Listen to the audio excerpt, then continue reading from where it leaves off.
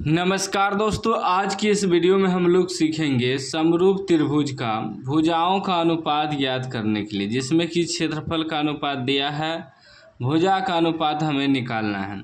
करें दो समरूप त्रिभुजों के क्षेत्रफलों का अनुपात 4:9 है, तो उनकी संगत भुजाओं का अनुपात है। ऑप्शन ए में है 3:2, बी में है 9:4, सी में है 4:9, डी में है 2:3। दो समरूप त्रिभुज है, एगो मान लीजिए ए बी सी, दूसरा है डी ई एफ। दो समरूप त्रिभुज है।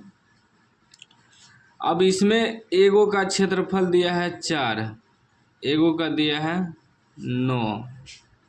दो समरूप त्रिभुज है। अब इसी से हमें भुजा निकालना है, संगत भुजा। संगत भुजा का मतलब हुआ कि ए बी अगर भुजा लेंगे तो इसका संगत हो जाएगा डी ई।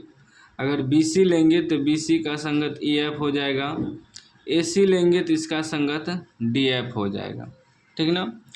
तो इसका सूत्र होता है दो समरूप त्रिभुज के क्षेत्रफल बराबर, दो समरूप त्रिभुज के क्षेत्रफलों के अनुपात बराबर उनके संगत भुजाओं के वर्गों के अनुपात के बराबर।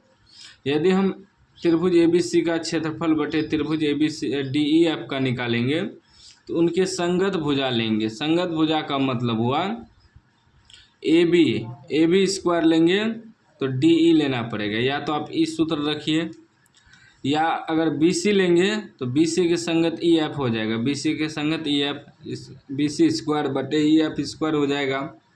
या आप अगर ए सी लेंगे तो ए सी स्क्वायर, तो इसका संगत डी एफ हो जाएगा, डी एफ का स्क्वायर। तीनों में से कोई भी सूत्र हम उपयोग कर सकते हैं। तो यहाँ लिखेंगे त्रिभुज ए बी सी का क्षेत्रफल बटे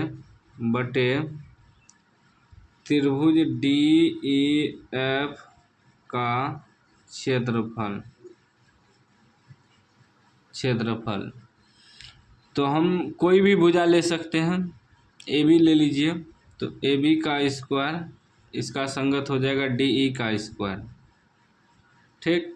तो त्रिभुज ए बी सी का क्षेत्रफल दिया है 4, तो 4 बटे त्रिभुज डी ई एफ का क्षेत्रफल दिया है 9 बराबर ए बी स्क्वायर बटे डी ई स्क्वायर। अब यहाँ से स्क्वायर हटाएंगे तो इस पर रूट आ जाएगा। 4/9, इसका स्क्वायर हटाएंगे तो इस पे रूट आएगा, इसका स्क्वायर हटाएंगे तो इस पे रूट आ जाएगा। बराबर बच गया ए बी बटे डी ई। ठीक। 4 का रूट मतलब 4 का वर्गमूल, 4 का वर्गमूल 2 निकलेगा, 9 का वर्गमूल 3 निकलेगा। मतलब आ गया ए बी बटे डी ई। 2/3 बराबर ए बी बटे डी ई। तो हमारा 2:3 निकल गया। भुजा, ये भुजा ही है ना, ए बी और डी ई।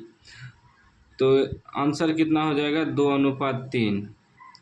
भुजाओं का अनुपात कितना निकल गया 2:3 निकल गया। ठीक ना।